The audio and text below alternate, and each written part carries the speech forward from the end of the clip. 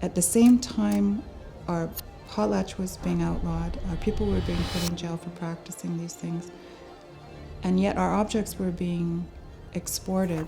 Why was it the objects were valued and yet the people who created those objects and the meanings behind those objects were not valued? Why? My name is Marianne Nicolson, and I'm Dzawada'enuxw from Kinkum Inlet. The beauty of the people from Kinkum Inlet when I was growing up was absolutely phenomenal. People really liked our artwork. The expressionism is stunning, but completely Kwakwaka'wakw expression. As beautiful as it was in terms of its execution, it had an incredible meaning, and that meaning was so connected to the people and to the land from which it sprung that I found it difficult to see these things institutionalized outside of that context. So I grew up with that conflict, and I had to find a way to walk along a very small, narrow path. I think I was lucky enough to grow up in a community that had a really active political resistance.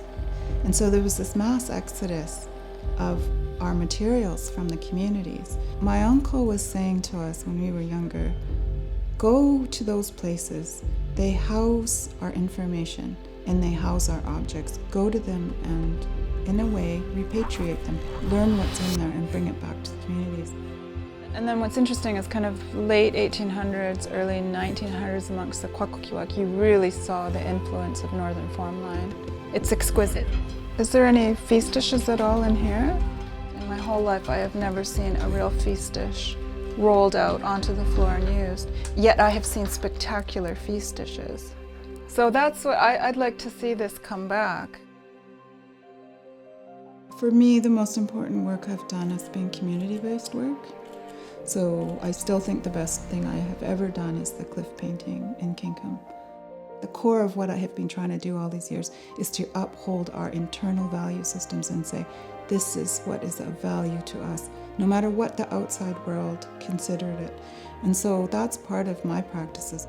I'm trying to relearn these things in a way that I can live them and then bring them back to my community so I can also teach them, engage with them, and share them. This is how we are going to heal as a people and move forward.